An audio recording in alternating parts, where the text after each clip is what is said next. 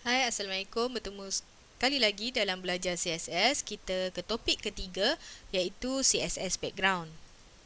Properti CSS background terdiri daripada background color, background image, background repeat, background attachment dan juga background position.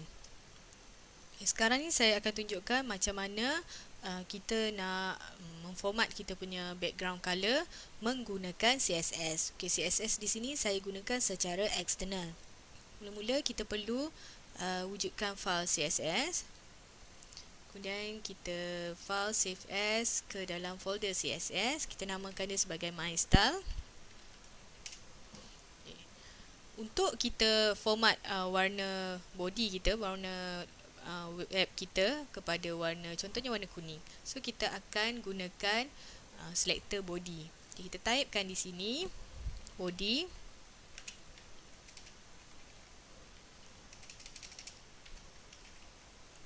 Background color,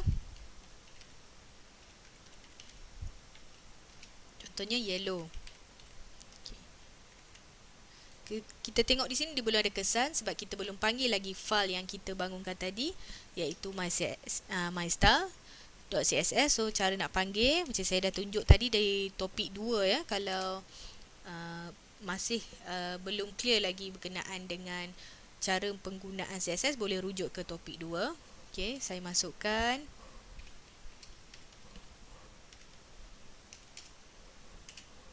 dan type dia text/css href dia. Kita ambil nama file mystyle.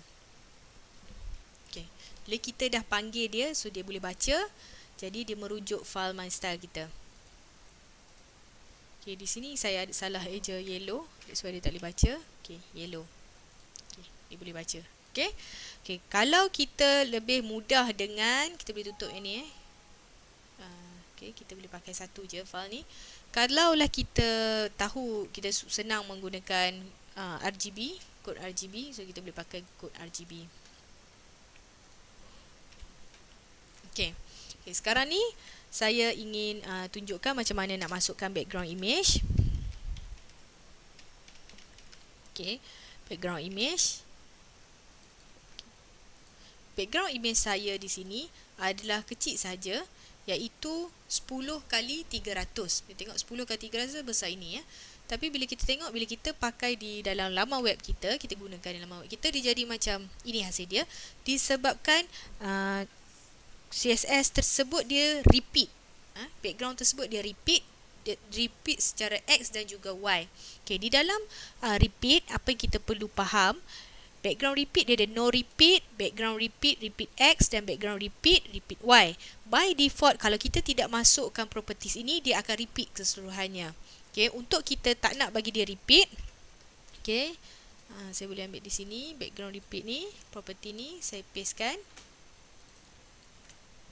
Okay, sebenarnya gambar tersebut kecil saja. Tujuan dia adalah untuk mengurangkan ruang storan atau ruang laman web yang kita gunakan. Sebabnya kalau gambar tu besar, dia akan meningkatkan saiz laman web yang kita bangunkan. Okey, jadi di sini saya nak repeat Y. Repeat X. Jadi hasilnya macam ni. Okey, kalau kita nak bagi dia nampak macam sekata, seolah-olah satu image yang besar, sebenarnya background color kita boleh tukar sama dengan warna yang di bawah tu. Jadi dia nampak macam sekata, sedangkan ada image. Okey, image dia kecil sahaja. Okey, sekiranya kita memilih untuk repeat Y, hasil dia akan turun ke bawah. Okey, dia repeat Y lah ke bawah. Okey, seterusnya saya nak tunjukkan satu lagi, iaitu penggunaan background position dan juga background attachment. Saya nak gunakan image lain sebagai contoh di sini. Saya menggunakan satu gambar heart. Okey, bila dia tak ada penggunaan background repeat, so dia akan repeat. Jadi kita tak nak dia repeat, kita pakai background repeat, no repeat. Okay, so dia akan keluar sekali. Okay. Dan kita juga nak background repeat ni, image kita ni di position tertentu. So kita akan gunakan background position. Kita akan ambil right dan juga di atas sebelah kanan dan juga So minta maaf, dia di atas sebelah kanan, so right top. Okay. Kemudian kita boleh tengok hasilnya yang terjadi untuk bila kita nak preview, make sure kita dah file save all ya, file save all. Okay. Hasil daripada yang kita buat ni, okay, ini adalah hasil laman web yang kita hasilkan tadi menggunakan background attachment, background position iaitu right top. Okay, tetapi kita perlu scroll, bila kita scroll ke bawah, gambar tersebut sekali naik atas Okay.